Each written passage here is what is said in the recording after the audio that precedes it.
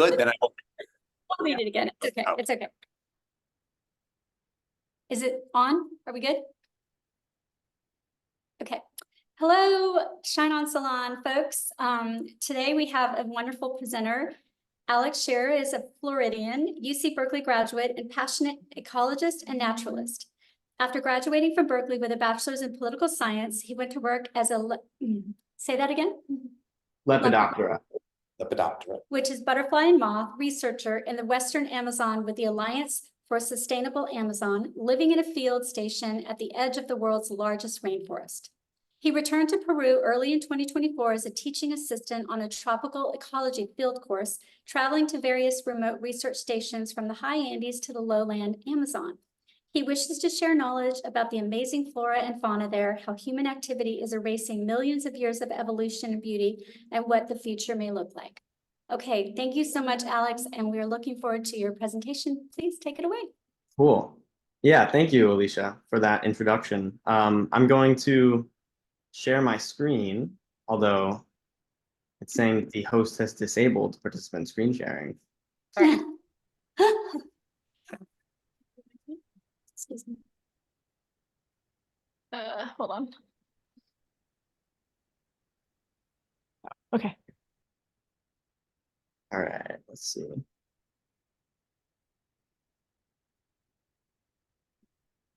Okay, can you see that? Yes. All right, let's see from the top. Okay, cool. Yeah, so hello, everyone. My name's Alexander, or Alex, and yeah, this is just going to be a very brief overview of the ecology and the economics of the region of Peru that I was in. I'll get into why it's an important part of Peru and of the Amazon in particular. And I just wanted to begin by saying that like this is a very, very like bird's eye view of a lot of really nuanced topics. Many of the things that I casually bring up could be the subject of their own hour-long discussion or like entire college courses. So just keep that in mind. Like I'm probably not doing a lot of these topics justice, but so let's get into it. I'm going to start. I believe in context. I believe in context to the point where you almost have too much context. So I'm going to start way back at the beginning with the origin of South America. So this is important, I think, for understanding why the Amazon exists in the way that it does today. If you go back like about 250, 225 million years ago, all the continents were kind of grouped in a big landmass, and they started splitting up over time. At about 100 million years ago, you have South America breaking off from Africa and the rest of the southern sort of supercontinent that had formed, leading to it being relatively isolated for millions of years before connecting with North America later. And so in this relative isolation and in the tropical band of the Earth, a very large rainforest was able to develop that was not really influenced by the other continents until relatively recently, geologically speaking. So that explains like why you get a lot of the weird and like hyper diverse stuff that you find in the Amazon. So the significance of South America drifting upwards into the tropics is that because we live on a giant ball and because that ball is tilted slightly, it receives sunlight at different angles. So the tropics specifically are between about 30 degrees north and 30 degrees south of the equator. And they're the region where sunlight is directly impacting the Earth. So they're very hot. And a side effect of that, the large amounts of solar radiation, is that a lot of evapotranspiration, a lot of evaporation is generated. So there's a lot of water being drawn up from the oceans into the air. So what you're basically left with is this band around the center of the Earth, where actually all the world's rainforests are located, called the tropics. And there's a lot of heat, there's a lot of humidity, and it's very constant. It doesn't really shift much the way that the northern hemisphere or the southern hemisphere have a very strong seasonality. Like there's a very definite winter, very definite summer. So you basically have this ecosystem where things can grow year round. They don't have to worry about hibernation, and they don't have to worry about the availability of energy or of water. So it's basically life with a lot of the limits removed. And this is just a more complex diagram of sort of the climatic factors that are happening at the equator that cause the weather to be pretty constant all year round. You have these weather systems called Hadley cells that essentially are just like circulating warm, wet air constantly, leading to a very consistent and stable climate. So So the Amazon rainforest itself has existed for about 55 million years. When it split off from Africa, the Atlantic Ocean opened up, and the trade winds, which blow consistently from west to east, brought moisture-laden air over the Amazon. And then the formation of the Andes mountain range, which runs up the west coast of South America, about 10 to 6 million years ago, diverted the water flow east. So up until that point, the Amazon River had been draining out into the Pacific Ocean. But as the mountain range like sprung up out of the ground through the collision of plates, it started flowing westward, also created a really cool rain shadow effect. So right on the other side of the Amazon and the Andes is a desert, and it's actually one of the driest regions on Earth. And then about 4 to 2 million years ago, a land bridge formed connecting the Americas. That was really significant for the life that lived in South America at the time, and also for humans, because that's how humans arrived in South America. But as you can see, South America was isolated for a long time, like I mentioned. So you get a lot of weird stuff in the South. You had like elephant-sized sloths and like 10-foot birds and car-sized armadillos that all moved north. And then coming from the north, you have like slightly more familiar stuff like bears, cats, horses, elephants, which are actually pretty weird if you think about it, but they're like more familiar to us. So yeah, you have this like big isolated jungle. Evolution kind of went crazy. It merges with North America. And that is really significant because it led to the peopling of the Americas. These dates are probably not accurate anymore. But humans started arriving in South America. Our best estimates are about 25,000 to 15,000 years ago. Some of the things that went along with this are the extinction of a lot of megafauna. So a lot of the big animals died out. It's correlated with human arrival. We're not entirely sure if it was humans, but personally, I think that overhunting was involved. So what you see around this time is that humans have a really big impact on the environment. Like it might seem like the Amazon is this like lush, pristine forest, but humans are a very, very significant ecological force when they show up pretty much anywhere. So they start to manipulate the forest structure and the tree species composition through a process called forest domestication. So you start to see like a lot of fruiting trees that are relevant to humans, or a lot of medicinal trees become more common. And then a lot of the species that weren't as useful to early humans become less dominant. And then about 6,000 to 4,000 years ago, you get large-scale agricultural societies forming in the jungle. So you have like agroforestry and intercropping. So they're growing lots of fruit trees. They're even making raised agricultural beds. They have hundreds of miles of road networks, cities, canals. So there was a lot going on. And this is a really interesting field right now because with like the use of technologies such as satellite mapping and LiDAR, a lot of new formations and settlements are being found in the deep jungle. Ooh, yeah. So, sorry, this is like a lot of context, but I think it's important. So today in the Amazon, there's about 30 million people living in like what is considered the Amazon basin, divided across 350 different ethnic groups. There's 9 countries that divide the Amazon. Most of it's in Brazil. The second biggest amount is in Peru. And there are also over 3,300 formally acknowledged indigenous territories, meaning that state governments have said like this territory belongs to this group of people, which I think is a good thing generally. And 60 of those groups remain largely isolated, meaning that they're aware of like a more technologically advanced human society outside of where they live, but they choose to remain isolated for various reasons. Okay, so speaking about Peru specifically, it contains 13% of the Amazon rainforest. And you can see in the satellite map, there's kind of a gradient as you move from the coast eastward. It's actually almost the reverse of California. So basically on the coast, you have a really dry desert area that is, moisture is stopped moving west to east by the Andes Mountains. And then after you descend from the Andes, you get into like cloud forest and then the lowland Amazon basin. And a lot of these big rivers sort of meet up and form like the main Amazon River further east in Brazil. You guys can see my like cursor when I'm moving it, right? Yeah. Okay, cool. So now I want to talk specifically about Madre de Dios, which means Mother of God, and is the region of Peru that I was working in. It's this kind of like Australia-shaped looking state over here in the bottom southeast of Peru. And it is mega diverse. Like it's actually, we don't really know because it's hard to quantify these things, but potentially the most biodiverse place on Earth. There's over 20,000 plant species and over 4,800 animal species that have been described. So in terms of undescribed ones, it could be 2 or 3 times that. If you're thinking about like beetles and wasps, like, yeah, there's probably 10 times more beetles and wasps that are unknown to science than ones that currently have names. But the point is that there's a lot of life there. Pretty much anywhere you look, there are just living beings everywhere, and it's really cool.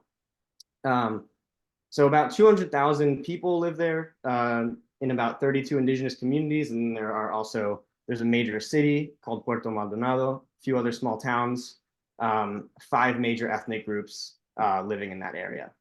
And these are just like some cool pictures of stuff you can find there.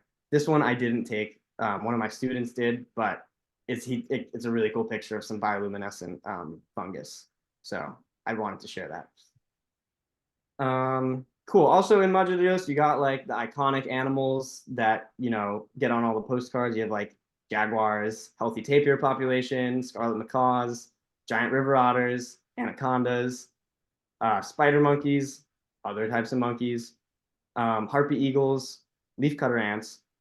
But what really gets to me the most is like the most impactful to me, I think, is not the trees, even though that's a picture of a tree, but the interconnected system that exists down there, kind of independent of human interaction.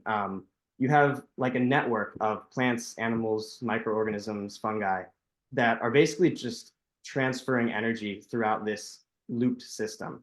So you have like the trees capturing starlight and using that plus nutrients in the soil to build their own like bodies and structures. You have animals eating the plants. You have animals eating other animals. And then when these organic life forms die, there's like a network of fungus and decomposers in the soil ready to break it down and convert the latent chemical energy into forms that are usable to plants again.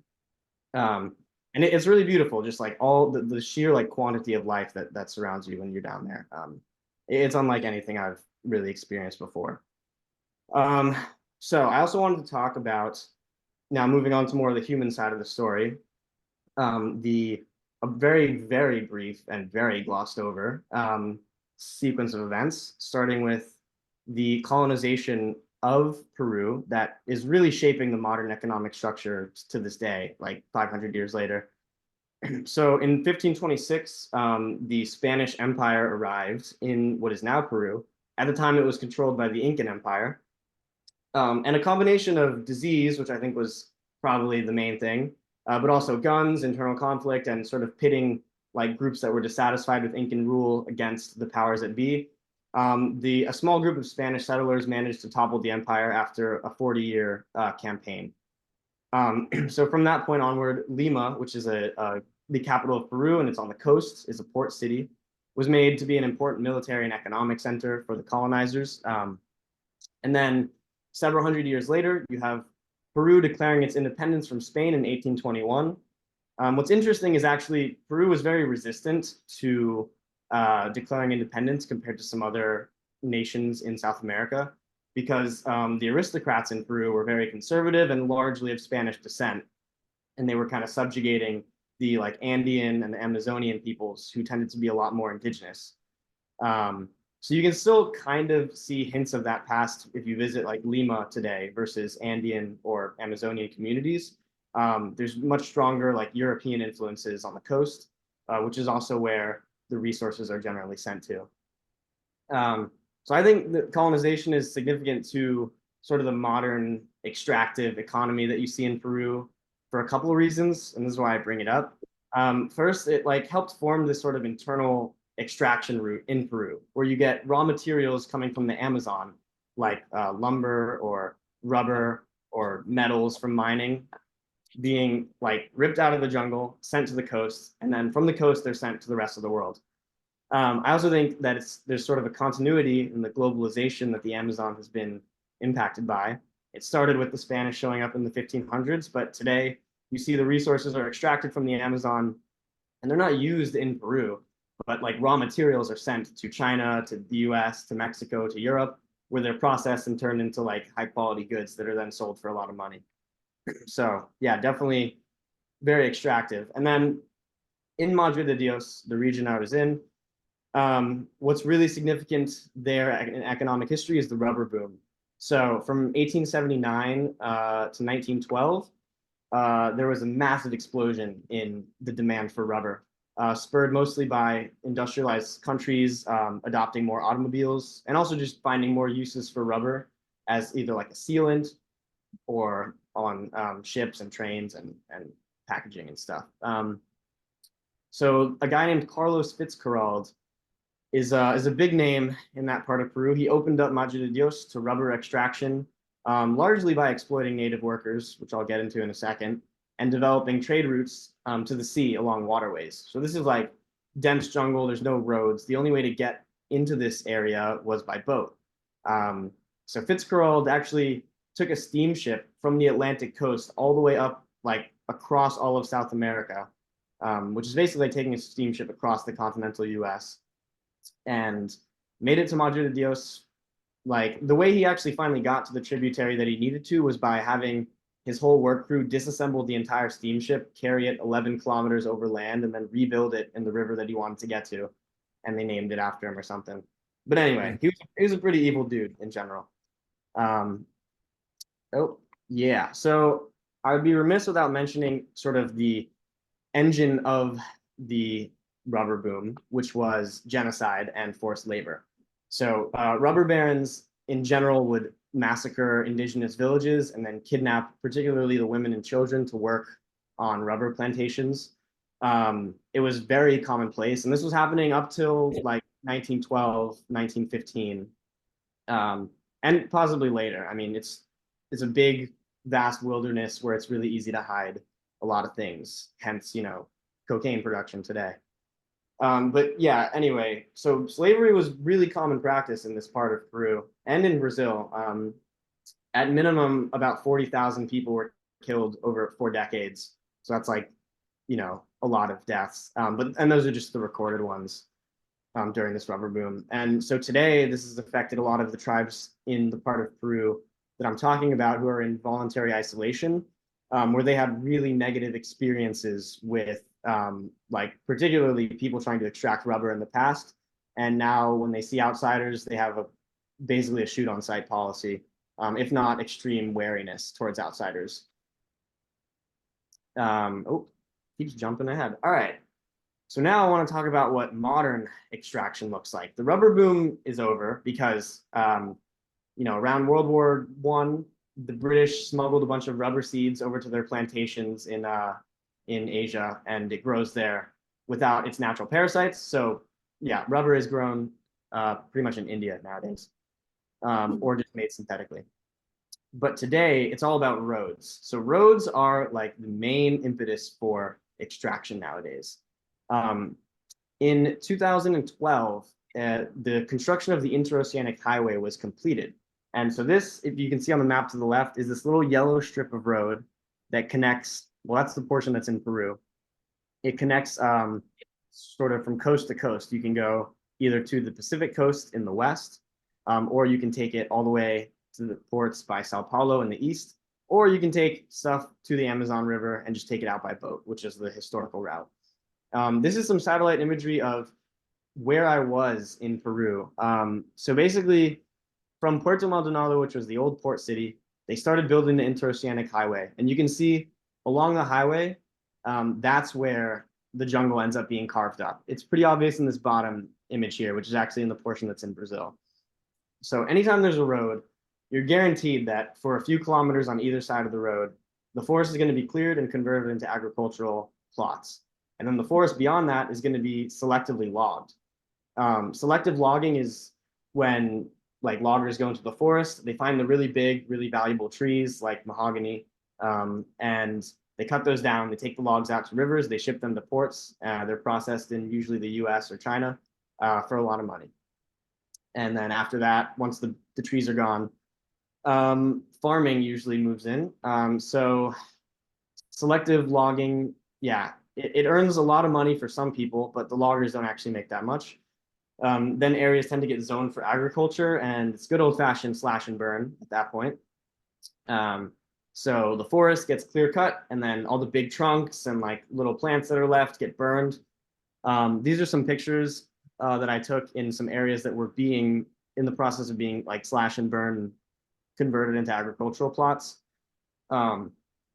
It's technically not legal, but I mean it's a huge area of wilderness that's really hard to police. So yeah, you can see there's some pretty big trees getting cut down, and the fields that are left barren are then like planted with usually corn, sometimes cattle, whatever tends to make the most money. And brief aside, while this is like a really big problem in terms of agriculture, I think the issue is not like we need to change what agricultural products we're consuming, but it's more of a structural issue in Peru where the economy needs to be set up in such a way that they're not just trying to grow whatever cash crop they can for export. Because the second beef or corn isn't economically viable anymore, they're just going to plant a bunch of palm trees and export palm oil. Or like the land is there, they're going to try to find a way to monetize it. So yeah, I could go on, but essentially the problem is that the extractive sort of system in Peru is set up so that it's easy to get these resources to ports and then ship them out to international markets. And that's the way it works. And then recently, sort of the zeitgeist of this has been gold mining. So gold mining in Madre de Dios is really big right now. And it's the most destructive practice by far, because what it does is they're not like finding large pockets of ore. They are mining out trace amounts of gold that are in the soil, particularly in water, so by riverbanks, streams, and lakes. So what they do is they suck up they have to first clear cut the forest, burn everything down, get to bare earth. They suck up the earth using giant hoses, and they basically like shoot it through filters. So you have just like little flakes of gold left in muddy water. Then they take liquid mercury and they pour that into the water. The mercury bonds to the gold. So you get these lumps of like some sort of mercury gold alloy. Then they boil it to burn the mercury off, and they're left with just gold. So as you can guess, this is very bad for the people doing it, the people living around them, and the environment, because there's mercury everywhere. The people that live in and around the mining towns their bodies are basically full of mercury. And in general, since it's illegal, it creates a very kind of Wild West, like dangerous environment. Workers are dying, like a few workers will die at every mine, like every week, basically. They'll get buried in cave-ins, or like heavy machinery will fall on them because they're working on very loose soils. Young girls are often kidnapped from villages and then forced to work as either prostitutes or just like menial labor in the camps. And right now there's about 50,000 illegal miners working in Madre de Dios. The last time the government took serious action against it, I think, was about 10 years ago. They had to send the army in. They kicked out all the miners. They occupied the area for a while, but people just wait until the government leaves or has to address the next crisis, and then they come back. So yeah, this comes down to, I think, just high international demand for gold. Every time gold prices go up on international markets, gold mining tends to go up with it. And nowadays, gold is used in like a lot of electronics. So there's definitely a high demand for gold right now. That's making it a problem. And then ironically, of course, the actual miners, they're making good money compared to what you can make basically anywhere else in Peru with like a low skill job. But the middlemen who are then reselling the gold that they get are making like 10 or 100 times more than the people who are like risking their lives in the pits. So that was all the kind of bad stuff that's going on in terms of resource extraction. So I wanted to touch on something that could be a little more positive, and that is the Brazil nut tree, or the castaña. You might have had Brazil nuts before. They're commonly shipped to other countries. So first, the tree itself is an emergent tree, meaning that it's really tall. It's one of the ones that when you see a canopy, there are going to be some giant trees sticking out above it that are like 200 feet tall. some of those are Brazil nuts. So it's a very big tree. They live a long time, 500 to 1,000 years, and they have really complex relationships with the other organisms there. There's a rodent called the agouti that's like the only rodent that can like fully crack through the shell, and they bury the seeds all over the place. And they forget where some of them are. So that's how new trees start. They're only pollinated by carpenter bees, like really big bees. You can see in this image in the bottom center. Their flowers are structured in such a way that they need these really big bees to be able to like push their way inside to get to the nectar, and they get coated in pollen. The trees themselves are covered in like lichens and fungi and air plants and bromeliads growing all over them. You see like macaws roosting in them. So they're really like this sort of center point of biodiversity. And they also provide Brazil nuts, which fall in these big cocos. On the inside, you have the nuts that are in a shell, which are really good. You can make like oil out of them. You can make milk. You can eat them raw. You can make them into like pancakes. All sorts, basically anything you can do with almonds, you can do with them as well. So the part of Peru, Madre de Dios, that I'm talking about, another reason it's economically significant is it's in what's called the Brazil nut corridor. So it's about 1 million hectares of forest where Brazil nut trees are very dense, and this is probably due to like pre-Columbian societies had been planting a lot of trees there. But for whatever reason, it's a very dense area of Brazil nuts. You can see outlined in pink on this map the areas where the Peruvian government has given what's called concessions. So basically parcels of land that they sell that are used conditionally. So the people who own those parcels of land can only harvest Brazil nuts from them. They can't do anything else with the land. So what this does is it provides a critical area that can be used by wildlife as like a connective corridor. And it also remains somewhat economically viable. To date, Brazil nut harvesting is really the only like tropical agroforestry activity you can do and actually make pretty good money, because the nuts sell for a decent price on international markets. But what specifically incentivizes people to keep the forest there instead of cutting it down is that the trees that produce these nuts have to be mature. So they have to be like several decades old. And they only reach that size and like maximum productivity when they're actually in a forest still. So the economic incentive is then to keep the trees growing in mature forest, and harvest them. They don't really work well in plantations for whatever reason, probably because of all these like complex relationships they have with other organisms. So there actually is like a pretty good pathway towards preserving the forest through these Brazil nut concessions. But that's only if activities like mining and logging and agriculture are somehow disincentivized, either directly through government like sanctions on people who are doing those activities, or if international market prices are reduced, which I think is possible. It's not maybe very likely, but we're getting really good at synthesizing a lot of the materials that are extracted from the forest. So you could replace, like, you don't need hardwood floors when you can 3D print a house. So yeah, there's a potential path towards sustainable agroforestry, which gives me some hope for this area of Peru. I'm gonna go back real quick. This darker green portion to the west is currently protected. It's a national park that's called Manu National Park. It's really big, really dense, and pretty much untouched by humans except for the like small groups of people who live there.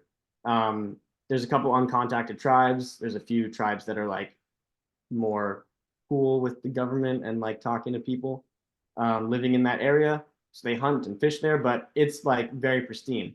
And it's right next to this area of explosive growth where like all the mining is happening, but also the Brazil nut concessions, and also the road was built there. And so there's agriculture happening like right next to this forest. So if we can keep it sort of, focused more on agroforestry as opposed to like slash and burn, then that could be really good for preserving a lot of forest.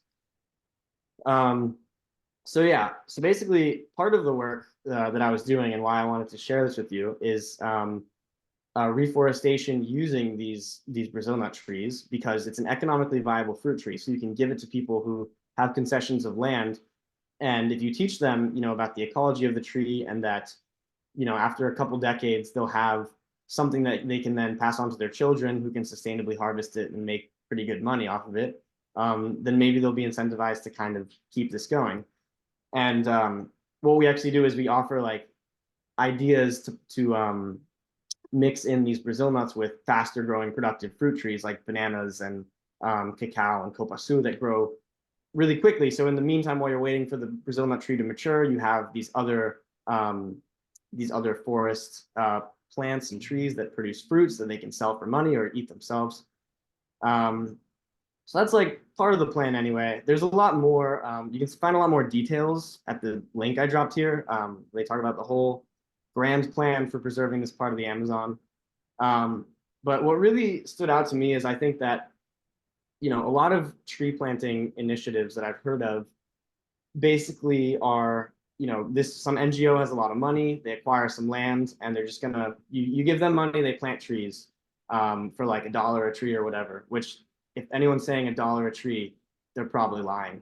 But so like this is a model that I find interesting because it's rooted in sort of what local people are doing and the local economic pressures in the region. Because yeah, I mean, it would be nice to just buy up all the Amazon and say like, all right, now nobody touch it. But people also do live there, and I think they have a right to try to improve their livelihoods. I just would hope, my personal hope is that it doesn't come at the expense of this like giant millions of years old ecosystem that has developed over time and provides really good benefits towards the rest of the planet in terms of cycling out carbon dioxide, producing oxygen, and modulating the Earth's climate, which is a whole other thing I can get into. But yeah, so that's about it. Yeah, thank you. If you have any questions. Wow, that was amazing. Yeah, I know that was like a very big information dump, but that's kind of what I was doing. I mean, I was specifically working on butterflies and moths, but I helped out with the reforestation while I was there, and I thought it was really cool. So thank you so much. That was fascinating, and I have so many questions. Quick question for all you guys, though. Some people have suggested to me that we not record the questions. Is everybody okay here today that we record them? Is that okay? Because if not, we can stop. All good? Okay. I think we should record the questions. I do too. You can just stop watching. So wait, I have a question. I have a lot. Yeah.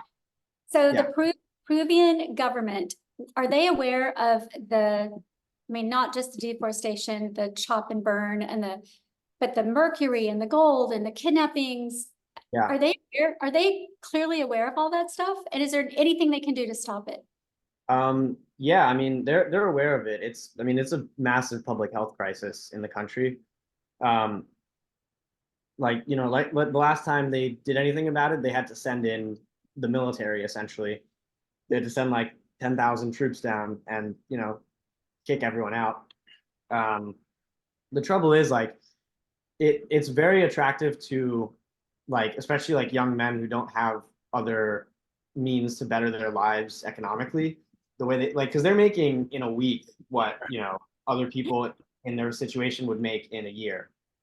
So there's a really, really strong financial pressure, and unless that somehow goes away, I don't really see there being a clear solution, barring like the government being willing to constantly police the area. But that also requires a lot of resources. I mean, it's areas where all the travel has to be done by boat. Usually, there's like some roads, and then the concessions go deep into the jungle. So it's very hard to police. And yeah, like the government also has its own issues.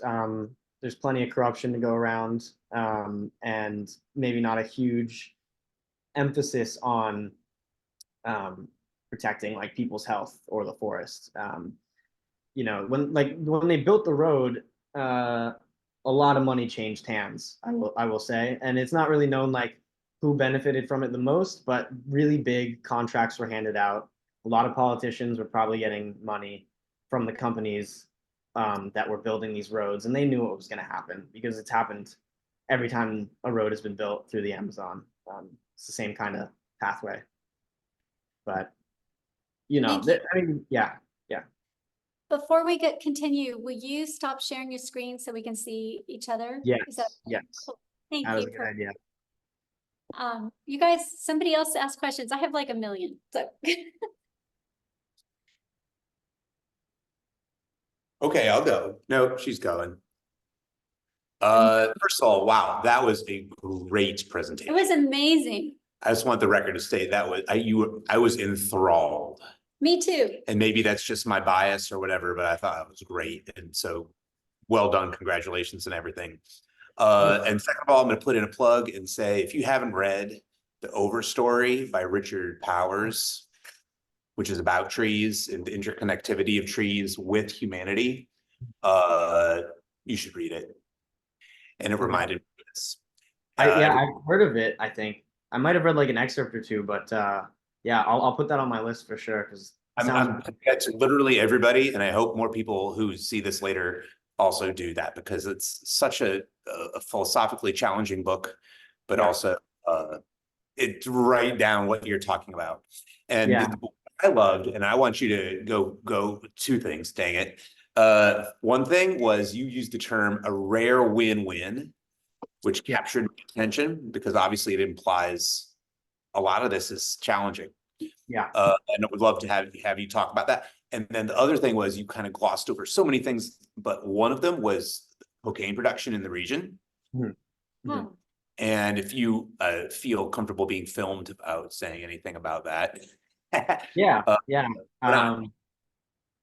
So first of all, thank you. I'm glad that like you find these sort of topics interesting. And yeah, I think that in ecology and in like ecosystem science, I find there's a lot of room for philosophical questions, especially relating to how interconnected all life is on Earth. I mean, there are no empty spaces, right? Like we're all living in a giant chemical soup and we share everything with everything else, essentially.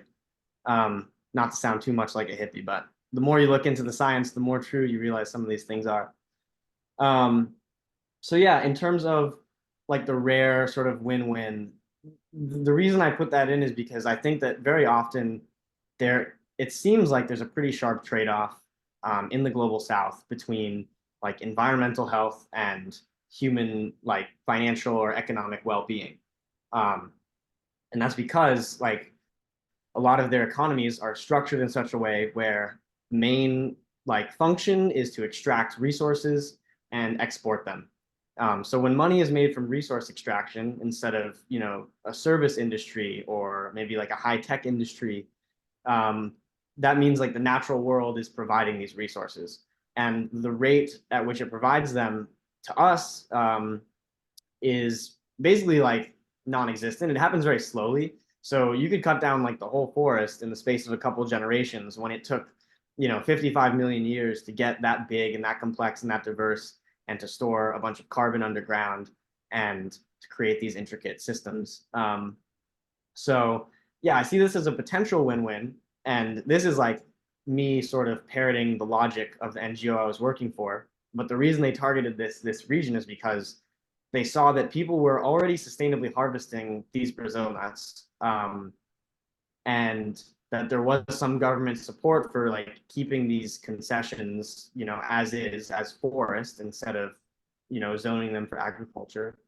So if you can support this activity and support production of Brazil nuts, then agroforestry plantations that don't involve just like destroying the forest. Whoa, the screen looks crazy. Am I cutting in and out? Yeah, a little bit. Yeah, a little bit. Sorry, Oh. I'm in the middle of like nowhere, Florida right now. Oh. Anyone who wants to, Let me anyone who wants to, hang on. Let me just.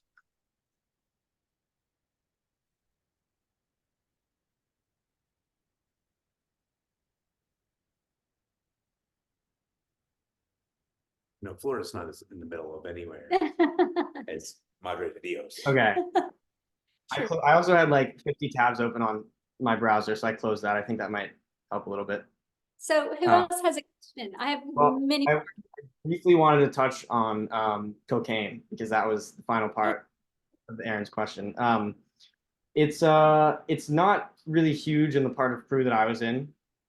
Coca leaves grow better at sort of mid elevations. So if you travel a bit more to the west, that's where a lot of the cocaine is grown.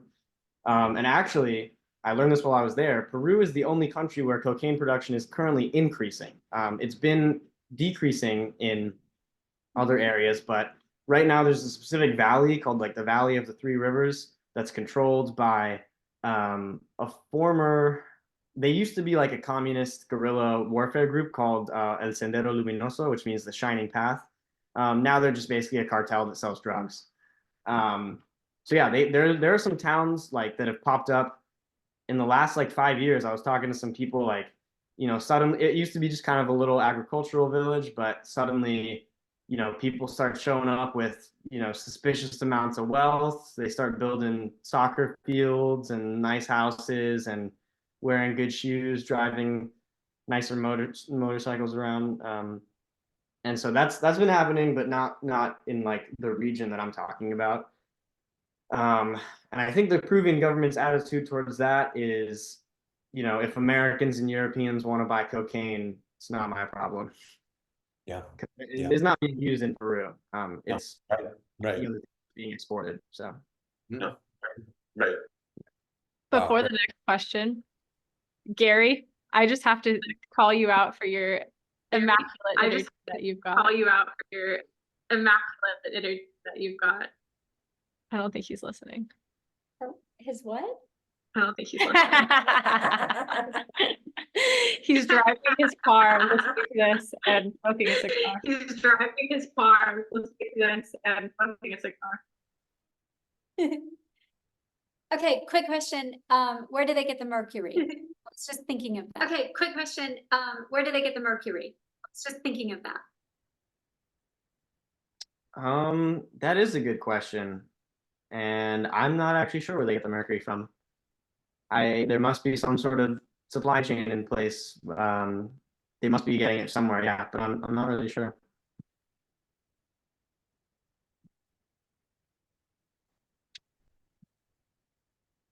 Let me see. No way. He's here. Are you here? No way. Is that audio echoing?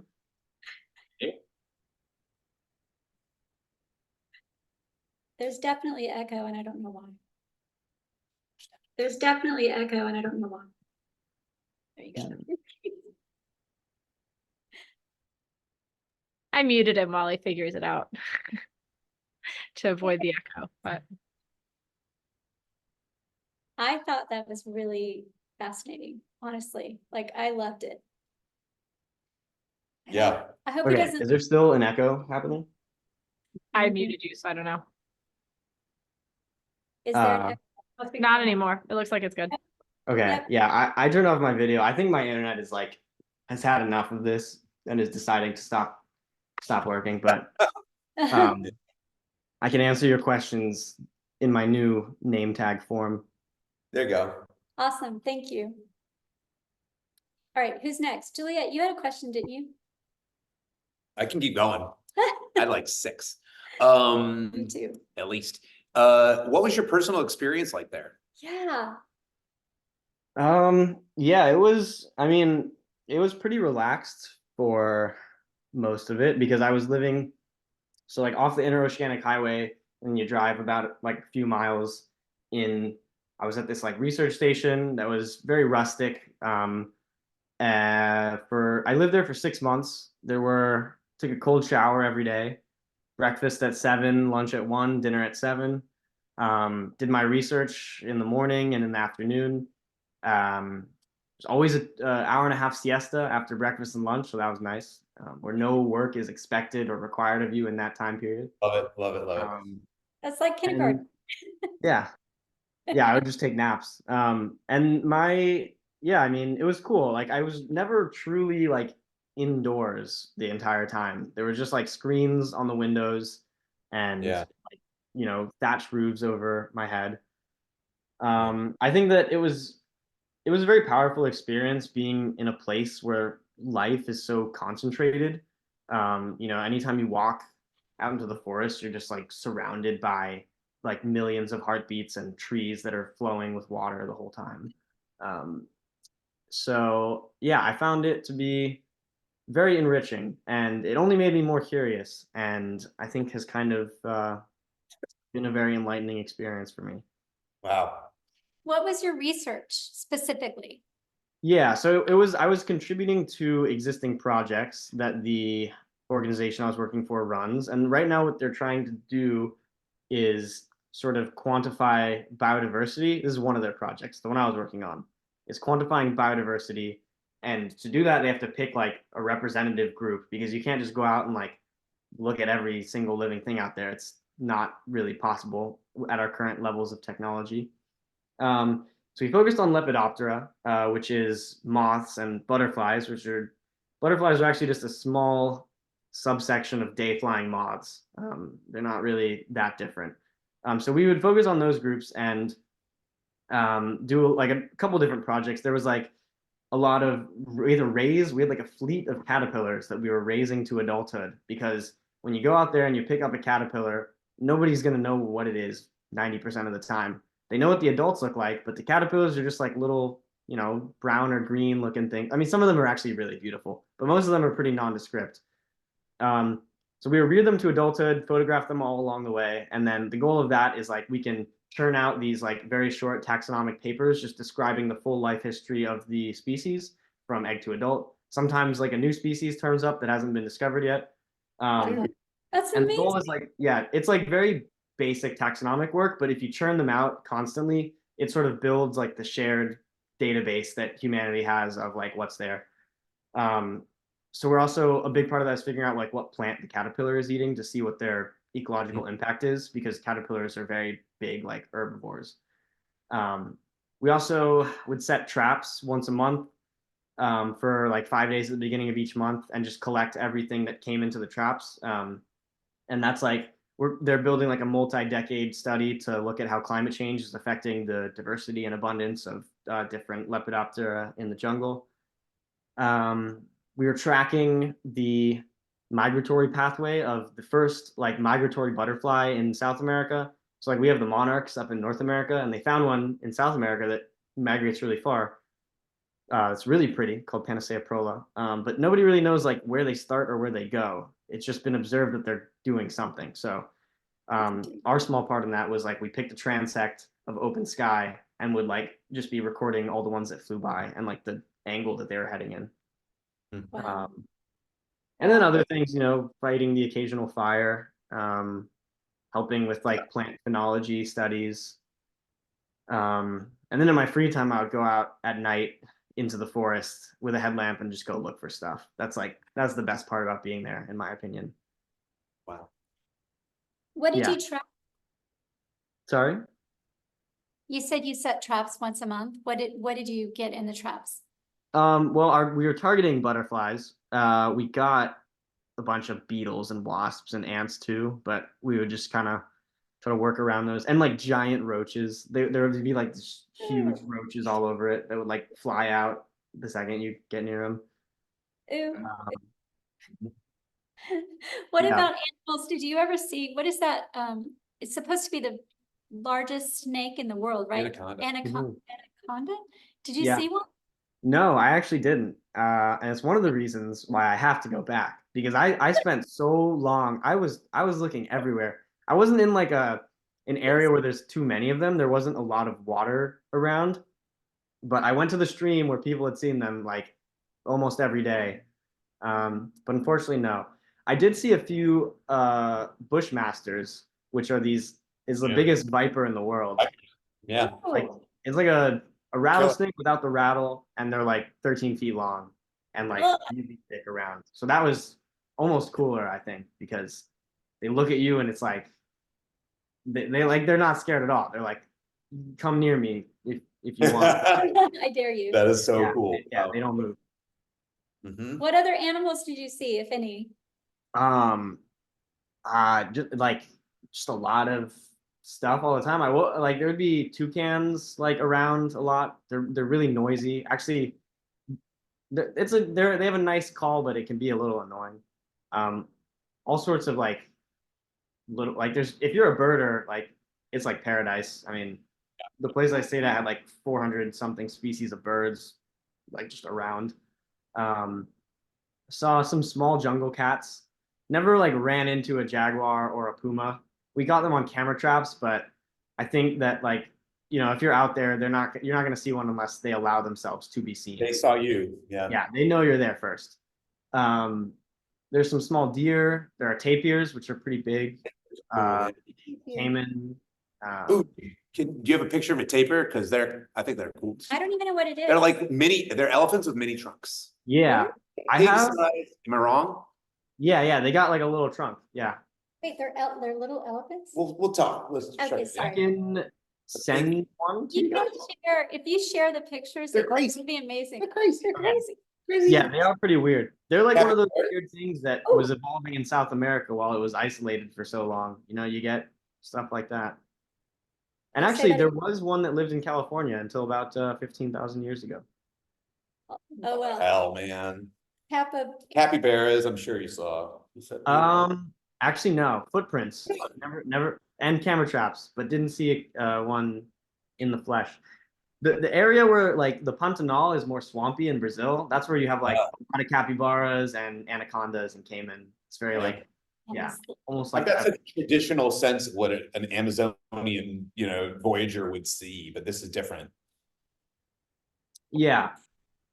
I mean, it's more of like the deep, like I was in like the forest. So you run across things, but most of the time you're not going to see much at all, actually, because everything is trying very hard not to be seen for the most part, whether it's predator or prey. There's usually no advantage in being seen unless you're trying to mate.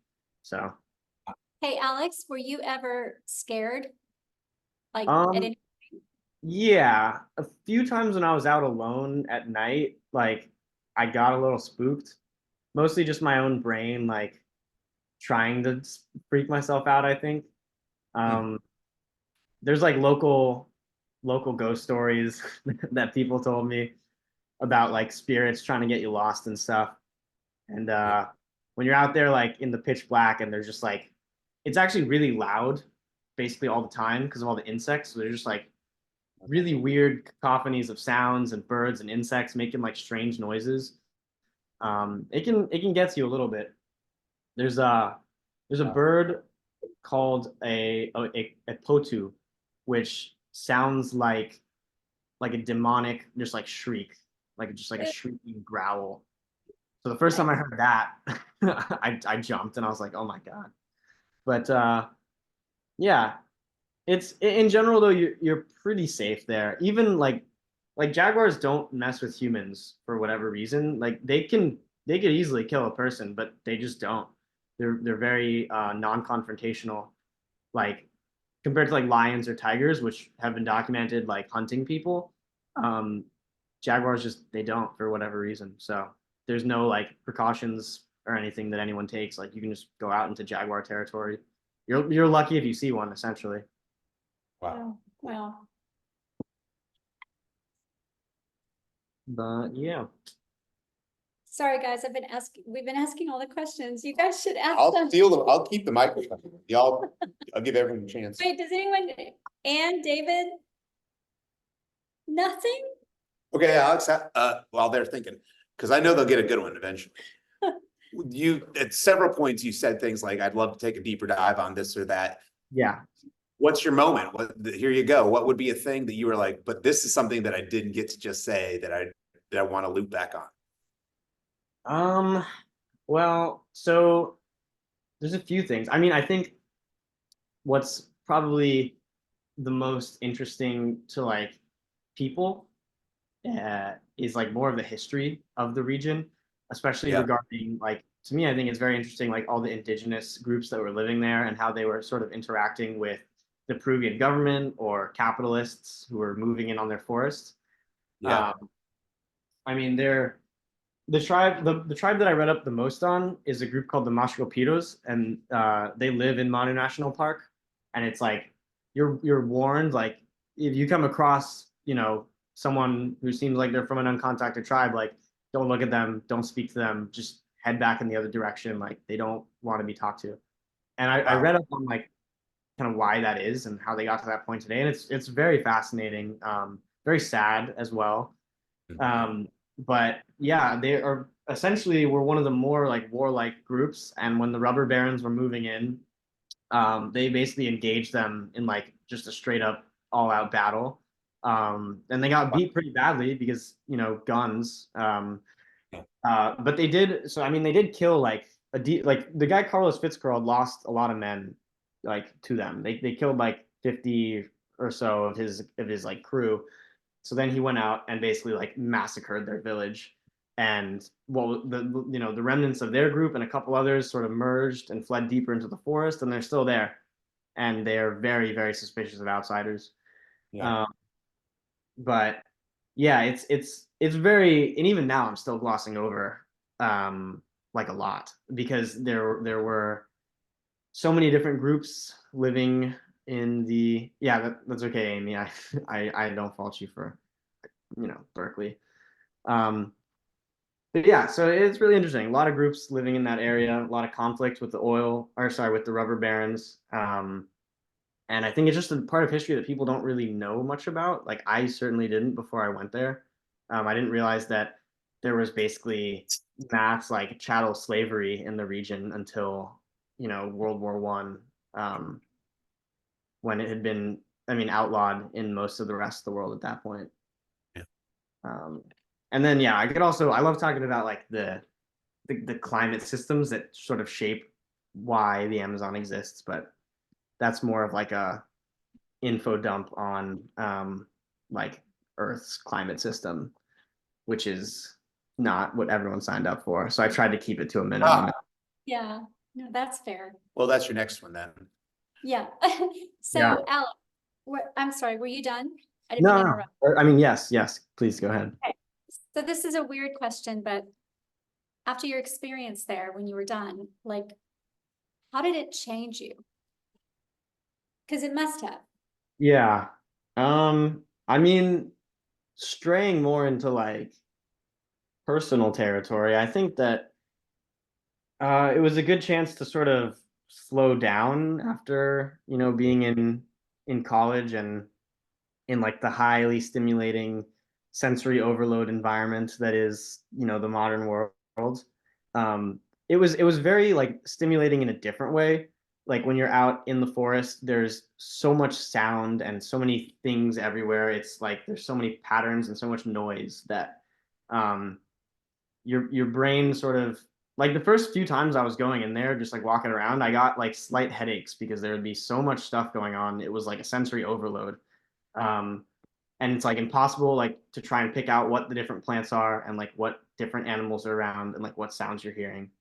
Um, so in a sense, I felt like I like retooled my brain a bit to focus more on like specifically the tasks that I was trying to conduct in the forest, right? Like what am I collecting? What am I looking for in here? So that was an interesting exercise. And in general, just like not having like consistent internet access, and finding other ways to entertain myself was very wholesome, very meditative.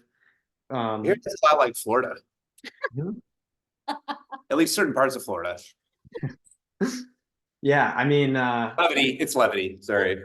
no, Lake Placid doesn't have great. I mean, I'm like 30 minutes outside of a small town in like cattle territory here.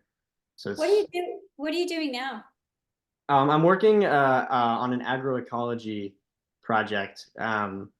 There's so Archbold Biological Station owns a 10,000 acre cattle ranch where they like it's like a functional cattle ranch, but they also do a lot of studies on like carbon fluxes and water and soil chemistry and different types of like how different pasture management affects the composition of plants.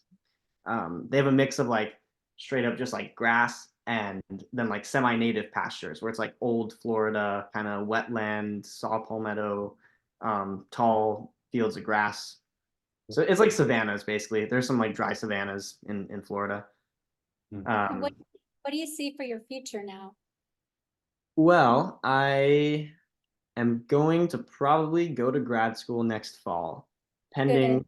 a lot of work on my part this summer. But in the meantime, I'm gonna be here for like probably the rest of the year, and then the company that paid for me to be a TA on the field course in Peru at the beginning of this year has invited me back, so I'll probably do a couple more gigs with them. Great. Yeah, hoping for Ecuador next winter, and then New Zealand after that. Wow, well, that's a pretty cool Yeah. lineup. And yeah, that's Is amazing. it? I don't want to jinx it. I probably shouldn't even be talking about it, but hopefully, About what? Yeah, it's nothing. It's all good. yeah, so we'll see. All right, Julia, you guys haven't said anything. You don't want to ask any questions? Nothing? I mean, very interesting. Yeah. Yeah, very interesting. Yeah, you guys have done well. See if Yeah. I can risk the camera. There Oh, goes. he's back. He's risking it. Back. I think this whole thing is fascinating. I still have questions, but I don't know if you. I'm tired. Everyone's tired of me asking questions. No, well, then I'll go because wow. I was going to just say that the experience of living outdoors itself, and you kind of already talked about this, so I'm exploring it, and kind of, unplugging from a modern world is something that I think a lot of people don't even know that they need until they don't know that they need it. But Yeah. that, I'm saying that I think what a fantastic opportunity for you to get literal grad school educational experience and, advance your own kind of career, as it were, and but also kind of have a profound kind of human moment that I think a lot of humanity is hungry for. Yeah, well said. Yeah, I'm definitely. It's an opportunity that like it kind of just fell into my lap. I didn't expect to get this research position in Peru, but once I did, I knew that like I just had to take it. Yeah. And yeah, I'm very grateful for that opportunity to be able to like you said, just kind of unplug. I think it gave me sort of a fresh perspective coming back to the US.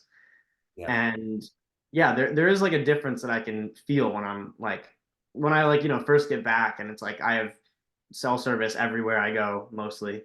And like, Yeah. just to all these different amenities, like I don't have to hand wash my clothes. I can like, turn on the lights at any time of day because, I'm not relying on like a solar battery to power all my stuff. Yeah.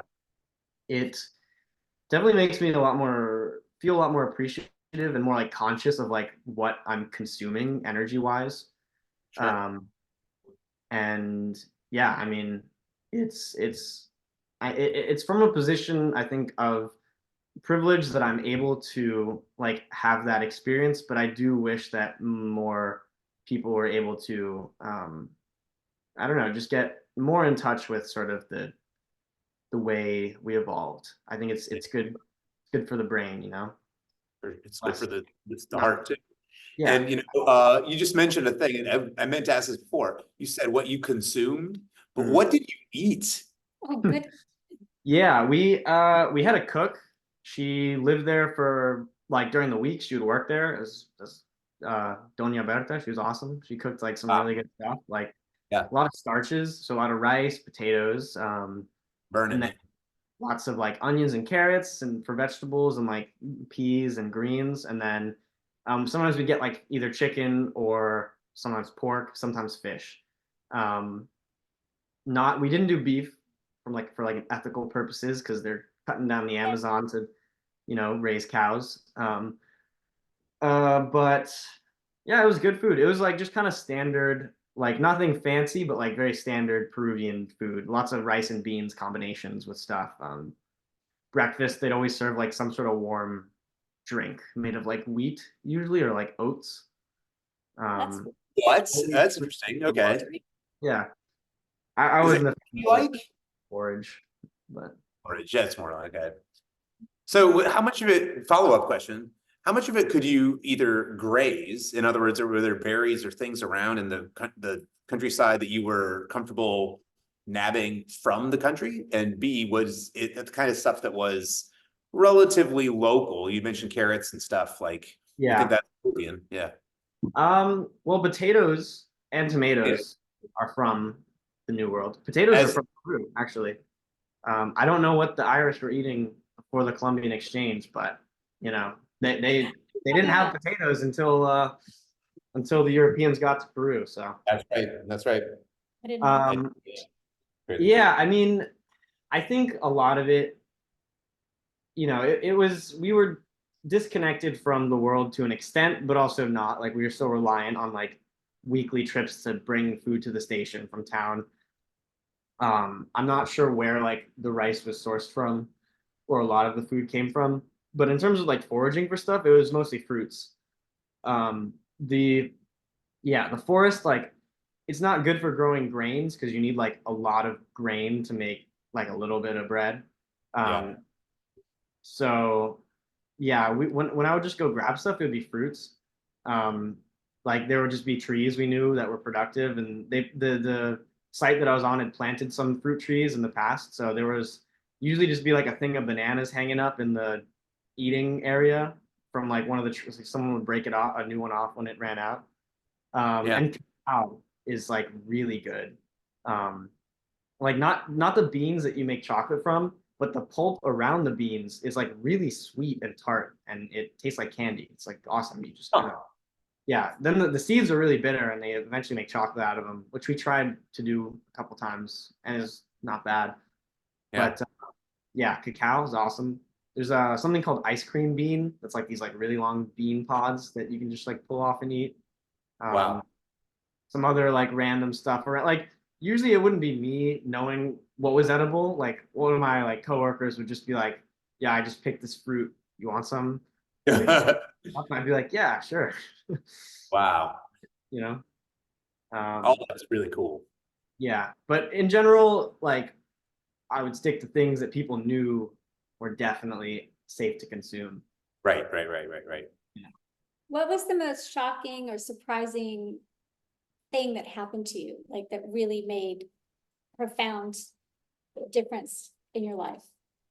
Um, I think, in terms of, I'm gonna answer in two ways. I think that in terms of profound difference, the experience as a whole, like taken together, was greater than the sum of its parts and like changed me in various ways. I think like just kind of helped me slow down and like ground myself more than I realized I needed. Um, and then in terms of like the singular most intense experience, when I was staying at Kochikashu Biological Station, which is like deep in the park. It was for the field course I was on. It's like a 2-day boat trip upriver. So you're staying in this like is like a very remote field station. Like it's pristine forest. There were like monkeys running through camp and like giant otters and stuff. We were there, and there was apparently a bunch of rain in the Andean headwaters, like to the west of us.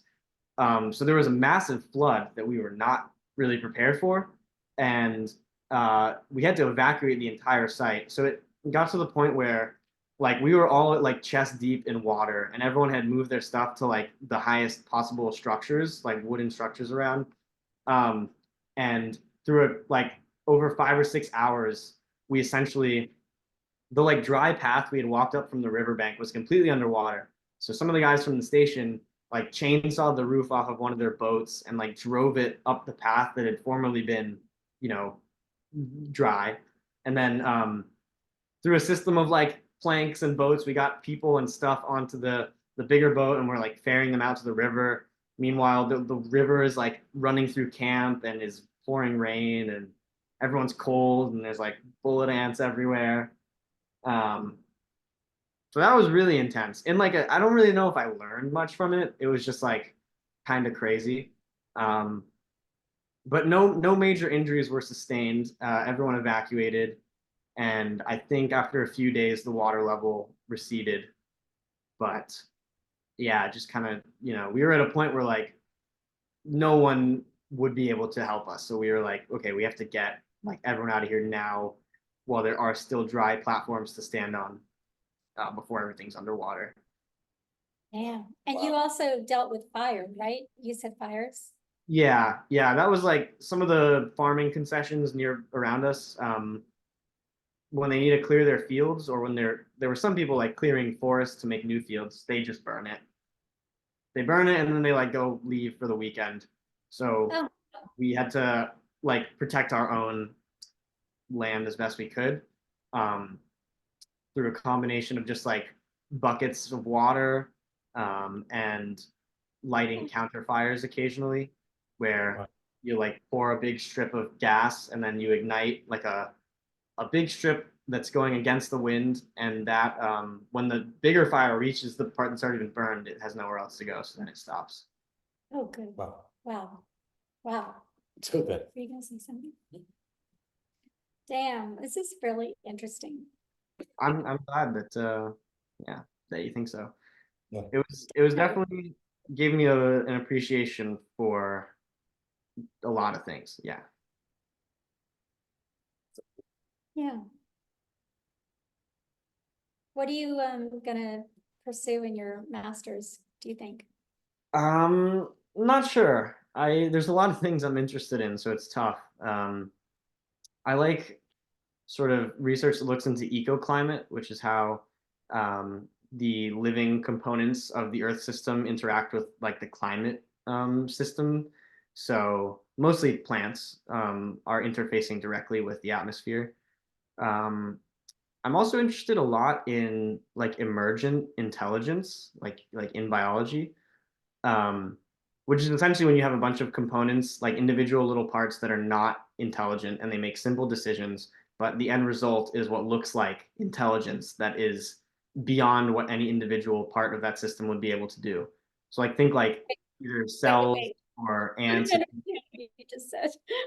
Say that again, more, Get it? more for me, like Um, I didn't understand what you Yeah, said. it's so like broadly speaking, I'm interested in emergent intelligence, which is like a phenomenon where you have individual parts. So think like ants.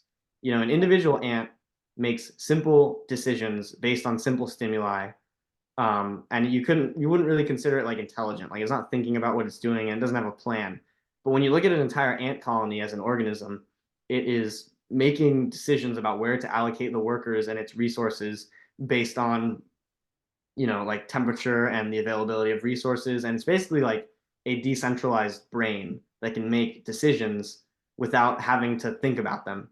And the same goes for like the cells in your body. Like your cell, a single human cell doesn't really do anything, but combined they make you, which and you are greater than the sum of all the cells that make up your body. Um, so it's like sort of this phenomenon that happens over and over in the natural world, and I'm really interested in that. Um, but what I'm always torn between is like pursuing just purely like academic interests or looking at where I can maximize like my impact from a policy and conservation perspective. So I'm trying to sort of walk the line between the two of those things. I would feel a little guilty if I just like was really interested in biology and the natural world and wanted to study it, but wasn't somehow trying to preserve it, because we are basically in an active state of crisis when it comes to biodiversity on Earth. And yeah, there's a lot of work that needs to be done there. So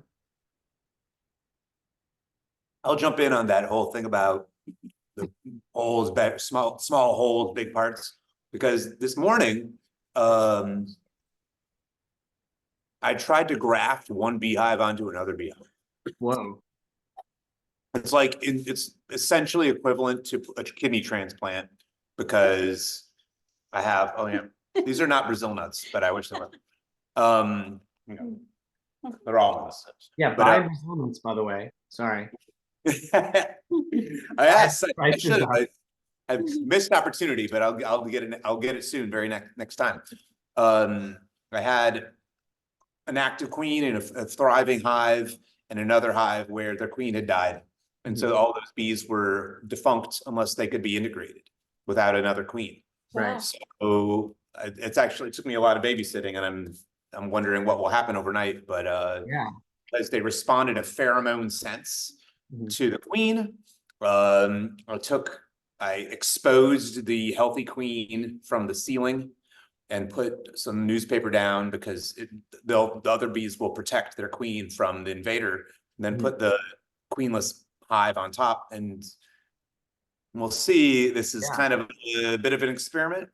The internet calls it marrying a hive. I think that's an unfair term, It's grafting in a lot of ways. But what's really, well, for what it's worth, it's every individual in the active hive is aggressive and interested and curious, and I'm able to kind of operate with them. They also know me. They've been in my yard for, I mean, I think I have a pheromone. It's not, but it's not lovely to humans. But they are aware of my being, and rarely, I don't get stung in the backyard. But the other hive is clearly very docile to the point of being terrified. Mhm. They won't leave the comb. Like, I'll have peace somewhere. And it's interesting to observe two behaviors at once. Literally, I'm putting them side by side and seeing one very, if not aggressive, kind of joyful little bee bopping around, and another bee really close by being like, oh, I am so afraid, and I don't have a leader right now. So I've been reflecting a lot about that. And when you just said that a minute ago, I just had to say that it's an awesome thing to observe. And one bee seen around buzzing is just a tendril, a zygote, I don't know, dendrite.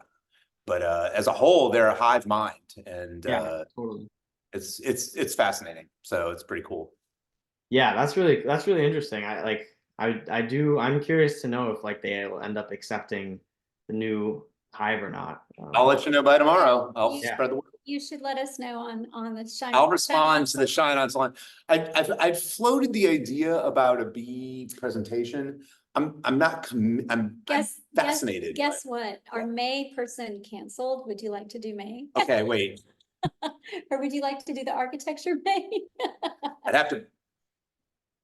Let's talk about it. I'm not committing online. This is on video, and if you needed me to talk about Virgil, I could do that on the spot. But so that maybe I punt, and it would be really cool, by the way, if now I'm talking about myself. Sorry, dude. If I had like honeycomb to taste test and people were around, and with all of us, I could, but I don't have it. Like I said, the hives that I have currently are not, I'm not going to extract it all from them because they're young enough and delicate enough to not rip their hard work out of their hive. I've had other vegans tell me that it's inhumane for me to raise bees. okay. Yeah, I think that's nonsense. Wait, what? Vegans are what? Well, they said that it's inhumane for me to extract, steal capitalist scum that I am from the bees who worked and gave their lives to give this honey. And I said, well, these bees wouldn't have a world or a hive to exist in, and I'm not selling it. So I'm not a capitalist because I'm not profiting off of their thing, but I am also helping them survive. And that's a symbiosis. I think that's a thing that if you read the Overstory, second reference. I mean, everything in nature is trying to get something from someone else. So right. A capitalist to capitalize on something else by making, like the gold miners that you mentioned, where the miners as such make a little gravy, but the middlemen are the real. Yeah, every time it changes hands, the value somehow goes up. Yeah. And so since I'm not a profiteer in that sense, I'm just nurturing a resource like anybody who grows a tree and then cuts it down to stay warm during the summer or during the winter. So yeah, are you damaging the bees? Is the question. Ooh, are you? I like to think on the whole I'm helping the bees, but once in a while there's damage is done. It's a sad part of human nature. But isn't it part of our? I mean, I just think about the hive as the organism, and the individual bees are closer to cells carrying out the will of the hive. And I think the forest is like a hive. Yeah. I think that in a grand sense, it's interacting. A single bee on its own isn't going to do anything. It has no desire to save itself or have a purpose. Like right. And that's why those big Brazil trees are super cool, because they're sort of de facto queen. Yeah. They write the script of so many other so much other biology. Yeah, even when they die, they knock down a bunch of trees, create a big light gap, and that's its own phenomenon studied by scientists. That's pretty cool too. Speaking of which, the trees that you were talking about with the nuts, was it Brazil nuts? Mhm. Yeah. Are there other natural resources there that they could Bananas. utilize without So destroying far, like deforestation? yeah, I mean, at scale, it doesn't, there hasn't been one that's been found. Because most other things, it's more profitable to clear the forest and just plant a plantation. The reason why these trees are like also incentivize conserving forests is because they're maximally productive when they're big and when they're surrounded by like an understory and other trees. When you like cut down the forest around them, which happens because it's illegal to cut the Brazil nut trees down, but people will clear every other tree around them and make like a cattle pasture or something.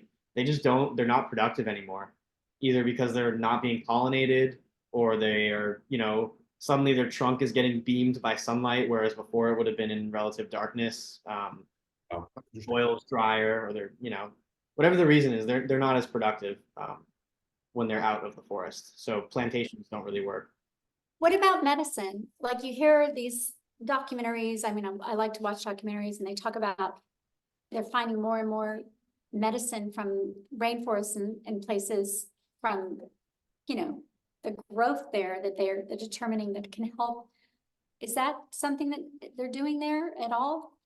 To an extent, yeah. I think it's not like a commercial enterprise there. Usually when a new medicine is discovered, like the chemical compound is isolated and then pharmaceutical companies start producing it in factories. There are like there is local knowledge of plants and that people use for different purposes. There's one that I tried actually. Like my friend like handed me a leaf and he's like, chew this leaf. And I was like, what's it gonna do? And he's like, just chew it.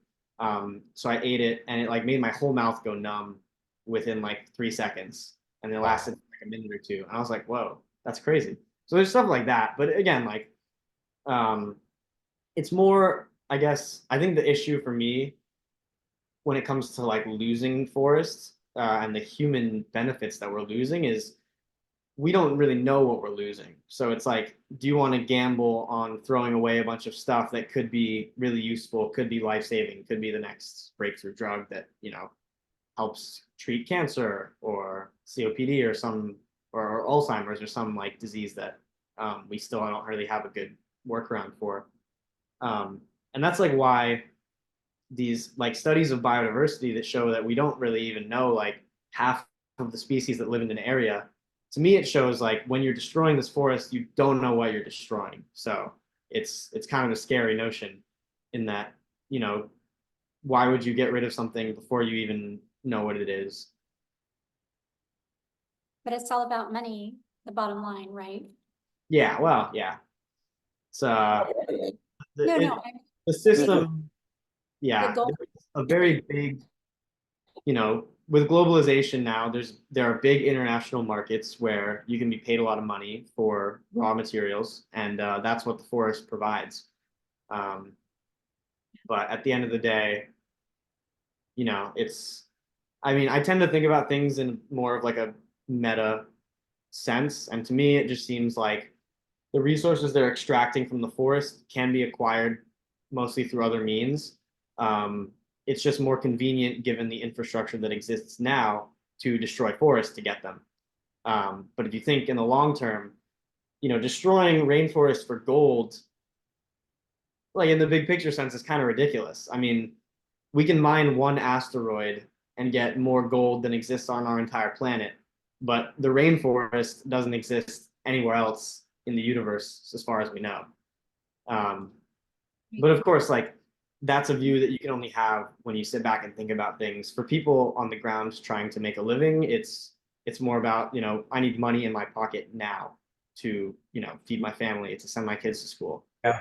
It's really tough. Like there's kind of this like divide between what could be and what we, the future we can build, and then the realities, the economic realities that people are looking at now, which is why I kind of wanted to talk about both like the beautiful ecosystem there, but also like how people, like what people are doing there and why. And that's why that term, that rare win-win, grabbed my attention Because any model that can be supposed that could balance those two things that you just, the individual well-being versus the economic or the environmental longevity, is a big step towards a world that sees it that way. And as a rare win-win, it suggests that it's never, it is possible. That's all. Yep. Yeah, and in the long run, I think it is to everyone's detriment to destroy the planet that we live on. I mean, the economy is largely built on resources that are extracted from the natural world. Pretty much every industry can trace its roots back to natural resources. So, and I'm 100% confident that the planet will shrug us off like a bad set of fleas when we're gone. So it's purely not about saving the planet; it's us saving ourselves on this planet. Yeah, it's about not so easy. Yeah, like if someone told you could make a lot of money burning down your home once, but then you don't get another house, like, do you want to be homeless with a bunch of money, but you can't buy a new house? Or, Yeah. I think E.O. Wilson wrote that it's like burning a Renaissance painting to cook dinner. Yeah, right. Oh, wow. Yeah. That's good. Yeah. Everyone who's here now gets some benefits, but what about the future? Yeah, nothing. Our shared heritage. So, yeah. David and Juliet, you don't want to. No, I mean, all that is very interesting. I agree with the things that have been said. Yeah, I don't know about much. David, you're like an encyclopedia. You have nothing to say? That's good. I liked it. It's very good. We heard similar things when we went on we were in Costa Rica doing the monkey tour about the rainforest, and then we went through In Panama. Panama and Costa Rica. Then we went through the rainforest. Yes, very similar about the canopy, the environment, and Costa Rica is a unique. They're pretty unique case. Their government actually does prioritize a lot of biodiversity conservation. They're actually right now they're trying to barcode every single species in their borders, which means like scan the DNA and basically create like a DNA library of everything, which I think every country should do. That's awesome. To know what you have, because it is a resource, like the life that is sustained on the land that you. Yeah. I have to say something really funny about David. I love you. As we've been here, your body's been going back and back.